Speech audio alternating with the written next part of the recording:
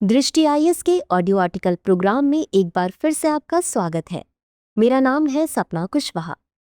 आज का हमारा आर्टिकल द हिंदू में प्रकाशित लेख where does India stand with respect to the G7 के सारांश पर आधारित है। इसमें टीम दृष्टि के इनपुट्स भी शामिल है।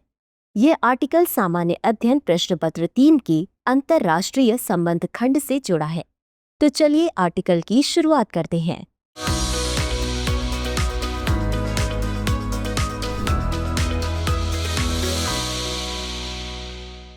वैश्विक राजनीति में कुछ संगठन और संस्थान ऐसे हैं जिनका विशेष महत्व है।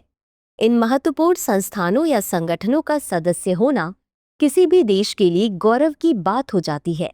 अप्रत्यक्ष रूप से यह उन देशों का वैश्विक स्तर पर बढ़ते हुए प्रभाव को प्रदर्शित करता है। G7 भी एक ऐसा ही अंतर्राष्ट्रीय समूह है जिसमें 7 प्रमुख विकसित अर्थव्यवस्थाओं के देश शामिल हैं। Canada, France, Germany, Italy, Japan, United kingdom और संयुक्त राज्य अमेरिका। यह समूह दुनिया के सबसे प्रभावशाली देशों का संघ है। हालांकि भारत इस समूह का सदस्य नहीं है, लेकिन इसे समय समय पर इस मंच पर विशेष अतिथि के रूप में आमंत्रित किया जाता है, जो भारत के बढ़ते अंतर्राष्ट्रीय प्रभाव को प्रतिबिंबित करता है। हाल ही में G7 समूह ने अपनी स्थापना के 50 वर्ष पूरे किए। बीते दिनों G7 का शिखर सम्मेलन कनाडा में आयोजित हुआ। भारतीय प्रधानमंत्री नरेंद्र मोदी भी ग्लोबल साउथ के एक प्रतिनिधि के रूप में G7 के आउटरीच कार्यक्रम में शामिल हुए। इस ऑडियो आर्टिकल में G7 समूह और भारत के इसमें शामिल होने के मायने, साथ ही इनके साझा भविष्य पर विस्तार से चर्चा की गई है। लेकिन सबसे पहले समझ लेते हैं कि G7 की शुरुआत कब हुई और G7 शिखर सम्मेलन 2025 में किन मुद्दों पर चर्चा की गई। G7 या ग्रुप ऑफ 7 एक अंतर्राष्ट्रीय मंच है जिसमें दुनिया की 7 प्रमुख विकसित अर्थव्यवस्थाएं शामिल हैं। G7 की शुरुआत 1975 में हुई थी और इसका उद्देश्य था विकसित देशों के बीच आर्थिक सहयोग बढ़ाना और वैश्विक मुद्दों पर विचार विमर्श करना। यह समूह वैश्विक आर्थिक, राजनीतिक और सामाजिक मुद्दों पर सहयोग करने और एकजुट निर्णय लेने के लिए स्थापित किया गया था। G7 देशों के बीच प्रमुख वैश्विक समस्याओं जैसे जलवायु परिवर्तन, आतंकवाद, अंतर्राष्ट्रीय व्यापार और सुरक्षा पर चर्चा होती है।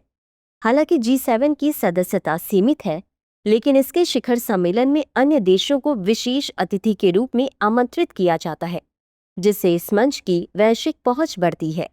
वहीं अगर G7 शिखर सम्मेलन 2025 की बात करें तो इसका आयोजन कनाडा में हुआ, जिसमें दुनिया भर के प्रमुख नेता और प्रतिनिधि एकत्र हुए।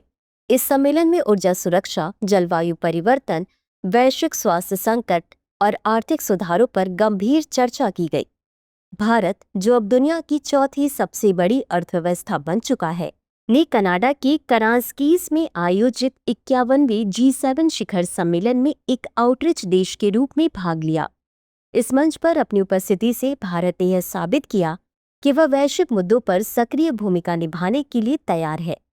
प्रधानमंत्री नरेंद्र मोदी ने G7 आउटरीच कार्यक्रम में भारत की ऊर्जा सुरक्षा के प्रयासों, जलवायु परिवर्तन पर पेरिस समझौते के प्रति भारत की प्रतिबद्धता और ग्लोबल साउथ देशों की आवाज को वैश्विक मंचों पर प्रमुखता देने की आवश्यकता पर जोर दिया। आइए अब समझते हैं कि G7 के लिए भारत का क्या महत्व है। भारत की G7 में बढ़ती उपस्थिति इस बात का संकेत है कि देश का वैश्विक प्रभाव अब बढ़ चुका है। G7 एक महत्वपूर्ण वैश्विक मंच है जहां आर्थिक, राजनीतिक और सामाजिक मुद्दों पर चर्चा होती है। G7 का सदस्य न होते हुए भी भारत की उपस्थिति इस मंच पर अत्यधिक महत्वपूर्ण है। भारत अब दुनिया की चौथी सबसे बड़ी अर्थव्यवस्था बन चुका है और इसका वैश्विक प्रभाव लगातार बढ़ रहा है। इस कारण भारत का G7 के कार्यक्रम में शामिल होना अन्य देशों के लिए भी फायदेमंद है, क्योंकि इससे उन्हें भारत के दृष्टिकोण और रणनीतियों को समझने का अवसर मिलता है। भारत पिछले कई वर्षों से G7 प्रक्रिया का एक महत्वपूर्ण हिस्सा रहा है, जो 2000 के दशक में वैश्विक वित्तीय पतन के दौरान अपने स्थिर विकास के आंकड़ों के लिए समूह के ध्यान में आया था। भारत न केवल ग्लोबल साउथ का एक प्रमुख सदस्य है और 2023 से वॉइस ऑफ ग्लोबल साउथ सम्मेलन की मेजबानी कर रहा है, बल्कि यह ब्राजील और दक्षिण अफ्रीका के साथ G20 ट्रोइका का भी सदस्य है। अतः भारत दक्षिण एशिया के एक केंद्र की तरह काम करता है। G7 में भारत की उपस्थिति एक तरह से संपूर्ण दक्षिण एशिया की उपस्थिति का संकेत करती है। इसके अलावा भारत का विशाल बाजार और बढ़ती अर्थव्यवस्था इसे वैश्विक आर्थिक निर्णयों में महत्वपूर्ण बनाते हैं। G7 में भारत की उपस्थिति विकासशील देशों की आवाज का अंतर्राष्ट्रीय मंच पर प्रतिनिधित्व करती है।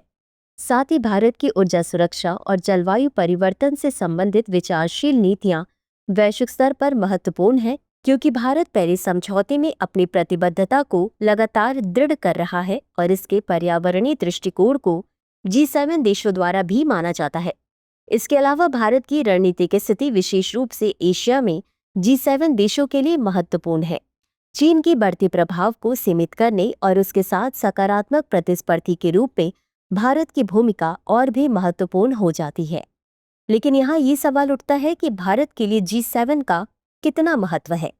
भारत के लिए G7 बैठक का आउटरीच सत्र, जो मुख्य G7 विचार विमर्श के एक दिन बाद होता है, आउटरीच सत्र हमेशा से भारत के लिए दुनिया के सामने अपनी उपलब्धियों और दृष्टिकोण को प्रदर्शित करने का एक महत्वपूर्ण मंच रहा है।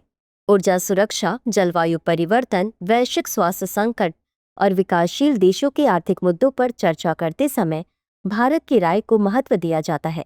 भारत की इस समूह में उपस्थिति उसके G7 समूह के देशों के साथ अच्छे संबंध को प्रदर्शित करती है, जो परोक्ष रूप से अंतर्राष्ट्रीय राजनीति में भारत के बढ़ते महत्व की ओर संकेत करता है।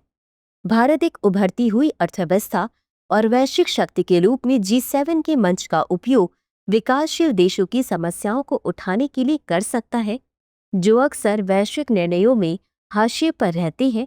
उदाहरण के तौर पर जलवायु परिवर्तन, वैश्विक स्वास्थ्य संकट और कृषि विकास जैसे मुद्दे विकासशील देशों के लिए अत्यधिक महत्वपूर्ण होते हैं, लेकिन ये अक्सर विकसित देशों के एजेंडे में पीछे रह जाते हैं।